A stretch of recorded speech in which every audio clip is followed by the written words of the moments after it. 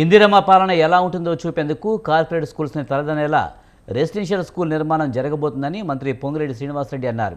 ప్రతి నియోజకవర్గంలో ఒకటి చొప్పున 58 రెసిడెన్షియల్ స్కూలు ప్రారంభించుకోబోతున్నామన్నారు. గత ప్రభుత్వంలో రెసిడెన్షియల్ స్కూల్స్ కోళ్ల ఫారంలలో పెట్టారని విమర్శించారు. చదువులపై కూడా వారికి చిత్తశుద్ధి లేదని మండిపడ్డారు.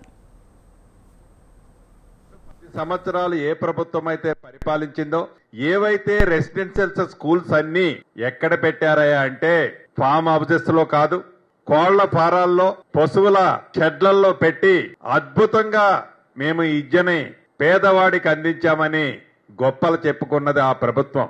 ఆనాటి ముఖ్యమంత్రి గారు గాని ఆనాటి ప్రభుత్వం యొక్క ఆలోచన తీరు రాజులని తలతన్నే విధమైన భవంతులు కట్టుకోవాలనే తాపత్రయం పడ్డారు. ఈ ప్రభుత్వం పేదవాడి పిల్లలకి పేదవాడి కన్న కలలు నెరవేర్చడం కోసం వాడి పిల్లలకి మంచి విద్యను ఇవ్వాలి అని ఈ అద్భుతమైన కార్యక్రమాన్ని మొదట విడత చేపట్టాం. రెసిడెన్స్ స్కూల్స్ లో పిల్లల్ని ఎలికల చెవులు కొరుకుతున్నాయి, కాళ్లు కొరుకుతున్నాయి, వాళ్ళ ఫుడ్ సరిగ్గా లేదు అంటున్నారు. అది ఎవరు చేసిన నిర్మాణమో వాళ్ళు ఆలోచించాలి.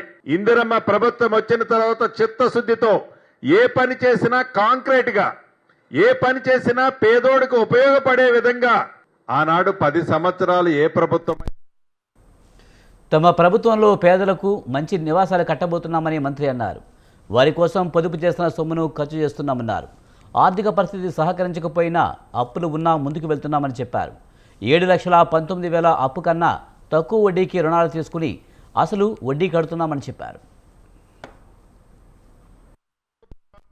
ఏదైతే మొదట విడత ప్రతి నియోజకవర్గానికి 3,500 చొప్పున రాష్ట్ర వ్యాప్తంగా 4,50,000 ఇళ్లు 22,500 కోట్లు ఇస్తామని చెప్పామో బరాబరి కట్టిస్తాం. అంతేకాదు మా గౌరవ ఉప ముఖ్యమంత్రి గారు, ముఖ్యమంత్రి గారు మనసులో మరొక ఆలోచన కూడా ఉంది.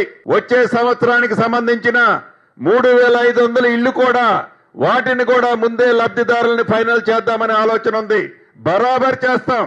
తెలంగాణ ప్రజలకి, తెలంగాణ రైతన్నలకి, తెలంగాణలో ఉండే ప్రతి పేదవాడికి ఇవ్వాల్సిన సంక్షేమము, అభివృద్ధి కార్యక్రమాలని ఈ ఇందిరమ్మ ప్రభుత్వంలో తప్పకుండా ఇస్తామని యావత్ తెలంగాణ ప్రజలకి తెలియజేసుకుంటున్నాం. ఈ నెలాఖరులో